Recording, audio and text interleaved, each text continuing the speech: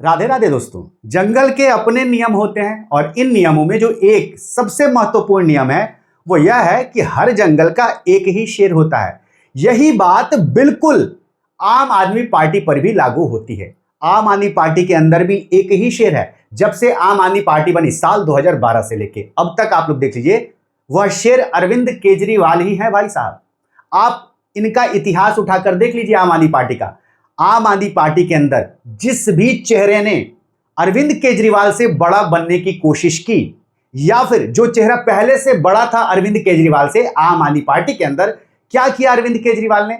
धीरे धीरे उन सबको आम आदमी पार्टी से बाहर का रास्ता दिखा दिया, क्योंकि इनको एक छत्र राज्य करना है आम आदमी पार्टी पे। आप चाहे कुमार विश्वास का एग्जाम्पल ले लें, आप चाहे प्रशांत भूषण का एग्जाम्पल ले लें, चाहे आप किसी का भी एग्जाम्पल ले लें, सबका यही हश्र हुआ।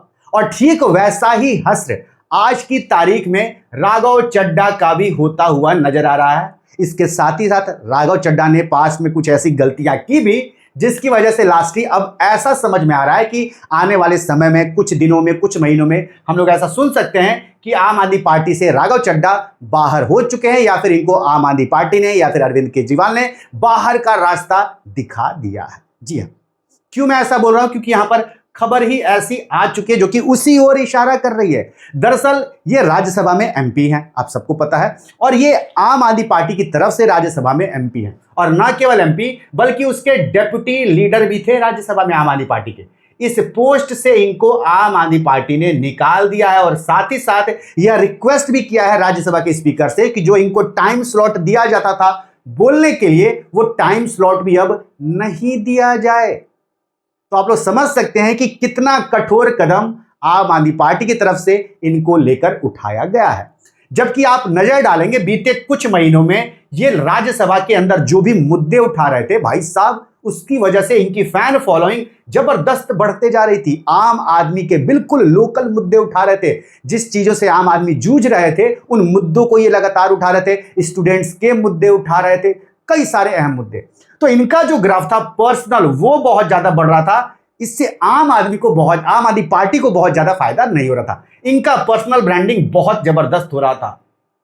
तो कहीं ना कहीं जब पर्सनल ब्रांडिंग इतना जबरदस्त हो रहा था तो लास्टली आम आदमी पार्टी के भीतर आप हैं, ये आपको सोचना चाहिए था।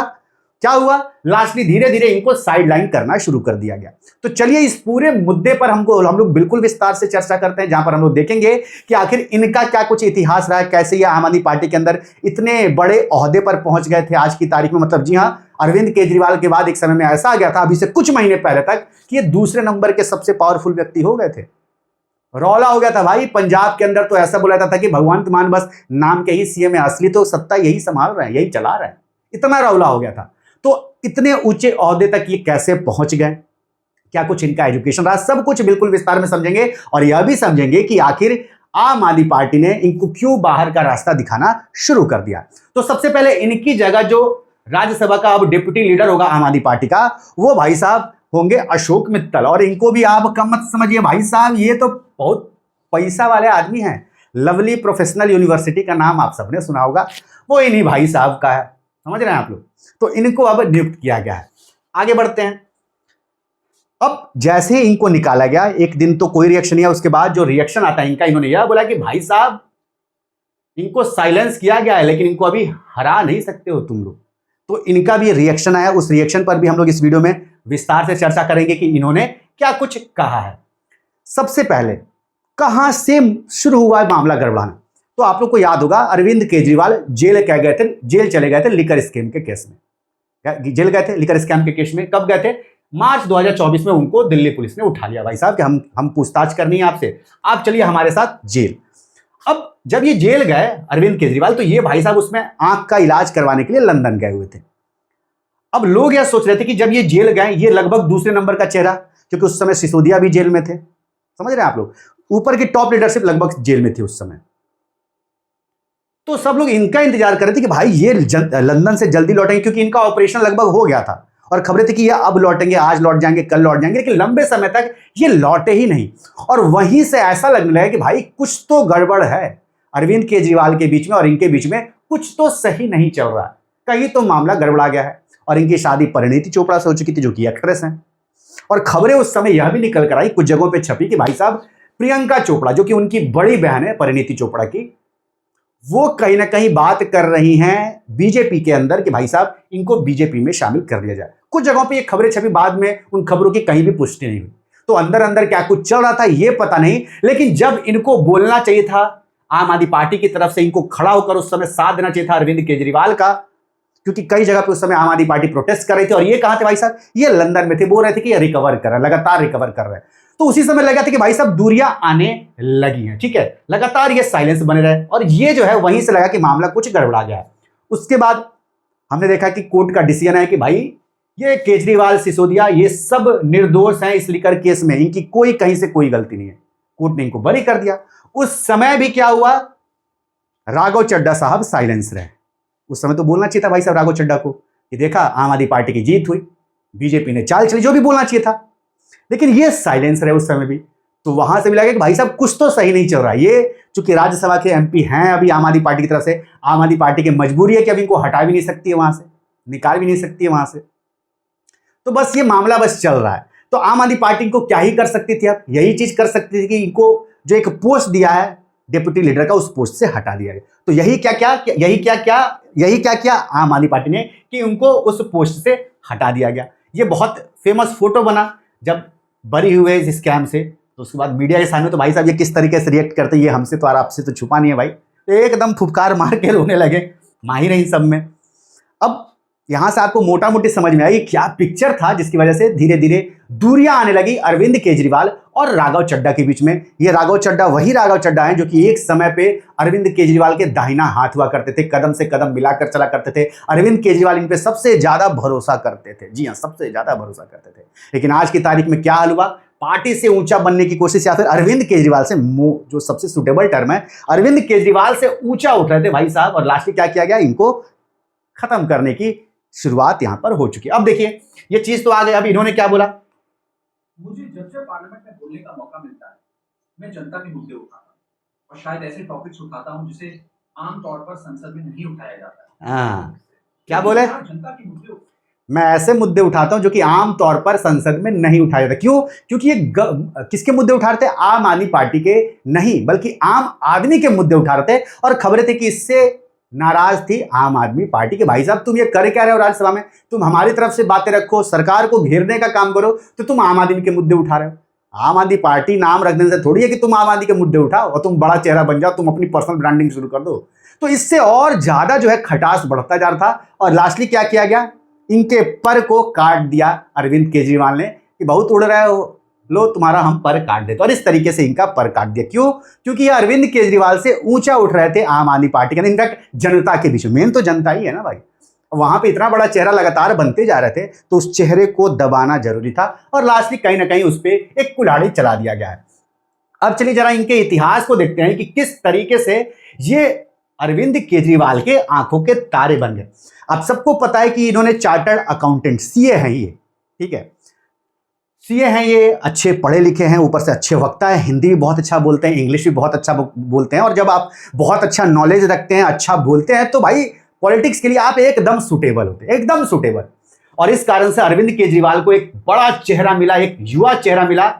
किस दौरान, 2011 का जो इंडिया अगेंस्ट करप्शन मूवमेंट था, जो कि इन्होंने कांग्रेस के खिलाफ, अन्य पार्टीज के खिलाफ चलाया था दिल्ली के अंदर, भयानक बवाल मूवमेंट था भाई साहब। वो हजारों हजार लाखों की भीड़ डेली आती थी वहां पर उस प्रदर्शन में, जहां से अरविंद केजरीवाल एक बड़ा चेहरा मिले। और वहीं आप लोग अरविंद केजरीवाल के साथ इनको भी देखा करते होंगे, ये भी वहां पर थे, इस मूवमेंट में उनके साथ खड़े थे।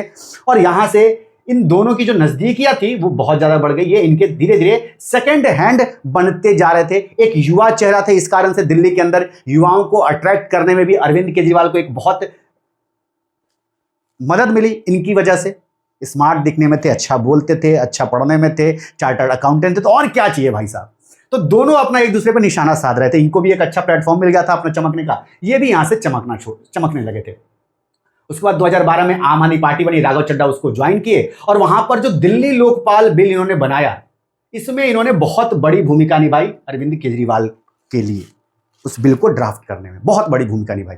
और वहां से अरविंद केजरीवाल इनके मुरीद हो गए बहुत ज्यादा। उसके बाद 2012 में इनको क्या किया गया, spokes person, national spokes person बना दिया गया। हर जगह टीवी डिबेट पे, मीडिया के सामने ये वहीं से छा गए, नजर आने लगे। 2015 में क्या हुआ, पार्टी के ये यंगेस्ट ट्रेजरर बन गए 2015 में, क्योंकि 2015 में चुनाव हुआ था दिल्ली के अंदर, आप सबको पता है। वहां पर आम आदमी पार्टी जीती और इनको यंगेस्ट ट्रेजरर वहां पर बना दिया गया। उसके बाद 2019 का ये लोकसभा इलेक्शन भी लड़े, लेकिन वहां पर रमेश बिधूड़ी से ये हार गए भाई साहब। लेकिन उसके बाद फिर क्या हुआ, 2020 में ये विधानसभा लड़े दिल्ली का राजेंद्र नगर से, और वहां पर ये जीत गए, और जीतने के बाद इनको वाइस चेयरमैन बना दिया गया दिल्ली जल बोर्ड का। खूब बुलंदियों पे चल रहे थे, अच्छा रिलेशन था, जगह जगह नजर आ रहे थे, और सबसे बड़ी बात सोशल मीडिया पे गजब की फैन फॉलोइंग साथ में बना रहे थे। समझ रहे हैं आप लोग, तो गजब की ब्रांडिंग की चल रही थी। पंजाब का इलेक्शन उधर ही उसी बीच हुआ, आम आदमी पार्टी उस इलेक्शन में उतरी, और भाई साहब इनको को कन्वीनर वहां पे बनाया गया, को इंचार्ज बनाया गया उस इलेक्शन का। और क्या कमाल की स्ट्रेटजी रही, क्या कमाल का काम किया बंदे ने कि भाई साहब उस इलेक्शन को भयानक तरीके से लैंडस्लाइड विक्ट्री रही आम आदमी पार्टी की, एक तरफा बोल दिए जीत रही, सब बड़े बड़े धुरंधरों को चित्त कर दिया। और वहां से इनका चेहरा एकदम उभर के सामने आया, बोला यह जानने लगा कि भाई साहब अब तो यह अरविंद केजरीवाल के बाद आम आदमी पार्टी में दूसरे सबसे पावरफुल व्यक्ति हैं।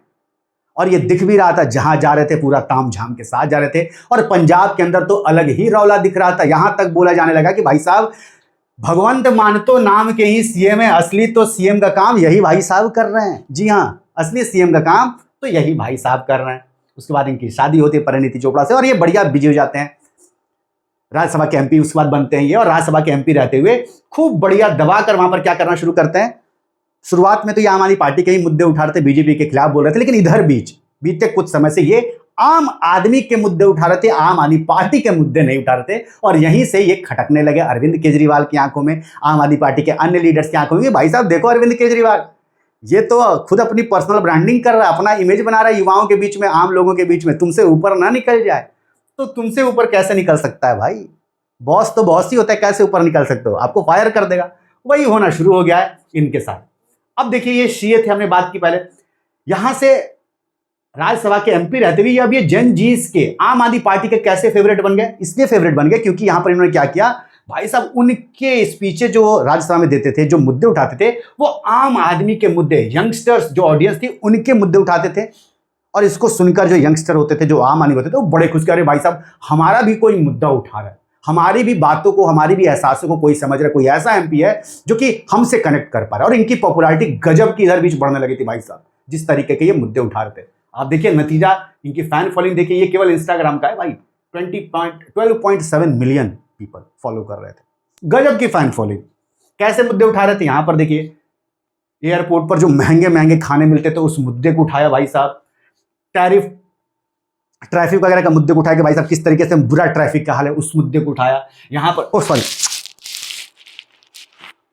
उसके बाद ये जूस का मुद्दा उठाया कि किस तरीके से स्कैम कर रहे हैं जूस की कंपनियां, वो पिला रहे हैं चीनी पानी और लिख रहे हैं जूस फ्लेवर मिला के। तो इस तरीके से तमाम तरीके के मुद्दे उठाइए, रिचार्ज के मुद्दे उठाए कि 28 दिन का रिचार्ज क्यों होता है भाई, 30 दिन का रिचार्ज होना चाहिए, फिर जो डेटा बच जाता है उसको क्यों आगे ऐड ऑन क्यों नहीं किया जाता। इस तरीके के समान ऐसे तमाम मुद्दे उठाए, बैंक के मुद्दे उठाए कि भाई साहब किस तरीके से गरीबों से ये लोग करोड़ों रुपए चार्ज कर चुके हैं पेनल्टी के नाम पर। तो ये जो मुद्दे उठाए इसकी वजह से क्या हो गया, ये इनकी पर्सनल ब्रांडिंग बहुत जबरदस्त हो गई। लोग आम आदमी पार्टी को भूल गए कि आम आदमी पार्टी के एमपी और ये मुद्दे उठा रहे ना, राघव चड्ढा का पर्सनल चेहरा यहां पर सामने झलकने लगा लोगों की कि भाई ये तो कमाल का बंदा है, ये तो गजब कर रहा है, हमारे मुद्दे उठा रहा है। और गजब का चेहरा इनका बन चुका था, एकदम फेवरेट बनते जा रहे थे आम आदमी के बीच में, यंगस्टर्स के बीच में। हालांकि कई सारे लोगों का यह कहना है कि ये केवल अपनी पर्सनल ब्रांडिंग के लिए ऐसा कर रहे थे, लेकिन जो भी कर रहे हैं इनका चेहरा लगातार बन रहा था और ये लगातार क्या कर रहे थे, होते जा रहे थे, फेवरेट बनते जा रहे थे। और ये जो फेवरेट बनते जा रहे थे यही तो गड़बड़ हो गया भाई साहब। आम आदमी पार्टी के अंदर आप अरविंद केजरीवाल से बड़ा चेहरा नहीं बन सकते हो, और ये हर पार्टी के अंदर लागू होता है। आम आदमी पार्टी क्या भाई साहब, हर पार्टी में एक समय पे एक चेहरा रहता है। जो वंशावली वाली पार्टी रहती है, जैसे कि सपा वगैरह की बात करते हो, वहां पे तो हमेशा अखिलेश यादव रहेंगे। अब जब वो सत्ता छोड़ेंगे तो उनका बेटा जो आएगा वो रहेगा, उससे पहले मुलायम सिंह यादव। या फिर बीजेपी जैसी पार्टी हो तो यहाँ पर एक समय में एक ही लीडर की चलती है, टॉप लीडर जो भी रहता है उसकी चलती है। तो जैसा अभी मोदी की चलती है, एक समय में अटल बिहारी वाजपेयी, एक समय में लाल कृष्ण आडवाणी, ये चलता रहता है। तो आज की तारीख में बात करें अरविंद केजरीवाल की, आम आदमी पार्टी के अंदर वही शेर है। 2012 से जब से पार्टी बनी है तब से लेके अब तक आप देखिए, उनको छोड़कर जो भी आम आदमी पार्टी के अंदर बड़ा बनने का कोशिश किया या फिर बड़ा था, एक बड़ा चेहरा था अरविंद केजरीवाल से, उन सबको अरविंद केजरीवाल ने बाहर का रास्ता दिखा दिया कि भाई साहब तुम्हारी जरूरत नहीं है, यहां पर तो भाई एक ही बॉस है और वो बॉस मैं हूं, हमसे बड़ा बनने की कोशिश ना करो, कोई रिलेशन नहीं, कोई मोह माया नहीं, सीधा बाहर का रास्ता। समझ रहे हैं आप लोग? तो यहां पर वो चेहरे कुछ देखिए, इनको आप पहचानते होंगे, कभी ये भाई साहब इंडिया अगेंस्ट करप्शन में खूब बढ़ चढ़कर हिस्सा ले रहे थे, प्रशांत भूषण हो गए, ये सारे चेहरे, और ये सब चेहरे देखिए, ये जब ऐसा लग रहा था कि भाई ये सब तो अरविंद केजरीवाल से बड़ा चेहरा है, और सबको क्या किया अरविंद केजरीवाल एकदम धीरे धीरे करके साइड लाइन करेगा, अरे ऐसा कैसे भाई, हमसे आगे थोड़ी निकल सकते हो। और ठीक वही हाल यहां पर राघव चड्ढा का हुआ। यहां पर मैं एक इंटरव्यू देख रहा था, किसका? अवध ओझा का। ये भी आम आदमी पार्टी ज्वाइन किए थे भाई साहब, इलेक्शन लड़े, हार गए भले ही, दिल्ली का इलेक्शन इस बार लड़े थे दिल्ली की तरफ से। तो यहां पर इन्होंने अपने इस इंटरव्यू में यह बोला कि अरविंद केजरीवाल 24 कैरेट कूटनीतिज्ञ हैं, उसमें कोई डाउट नहीं है, इनको कोई मोह माया है नहीं, और इनको पता है कि भाई साहब कब किसको बाहर निकालना है। कूटनीतिज्ञ इस मामले में अवध ओझा ने बोला कि भाई ये उस पार्टी को सर्वे सर्वा है, उस पार्टी को सिंगल हैंडेडली चलाते हैं, कोई उनसे बड़ा नहीं बन सकता। और उसी का नतीजा रहा कि कुमार विश्वास जो कि एक बड़ा चेहरा बन थे ही ऑलरेडी, उनको भी बाहर का रास्ता दिखा दिया कि भाई हमसे बड़ा कोई नहीं है। तो ये बात में तो बिल्कुल सच्चाई है कि भाई साहब ये एक सफल कूटनीतिज्ञ हैं, कोई मोह माया नहीं, इनसे बड़ा जो भी उठने की कोशिश का उसको बाहर का रास्ता दिखा दिया। और वही हाल अब राघव चड्ढा का हो गया। एक तो वो बड़ा बनते जा रहे थे, दूसरी बात वो जो साइलेंस रहे अहम जगह पे, जब उनको आम आदमी पार्टी के लिए आवाज उठाना चाहिए था वो उठाए नहीं। ये सारी चीजें मिलकर ऐसा खिचड़ी पकाई कि लास्टली अब इनको आम आदमी पार्टी अरविंद केजरीवाल ने साइड लाइन करना शुरू कर दिया। बाकी आपको क्या कहना है, अपनी राय जरूर कमेंट करिए इस मुद्दे को लेकर। और देश दुनिया से जुड़ी ऐसी खबरों को जानने के लिए, जियो पॉलिटिक्स के बारे में विस्तार से जानने के लिए, ये जो हमने नया चैनल शुरू किया है शेखर राजपूत अनफिल्टर्ड, इसको जरूर सब्सक्राइब कर दीजिए।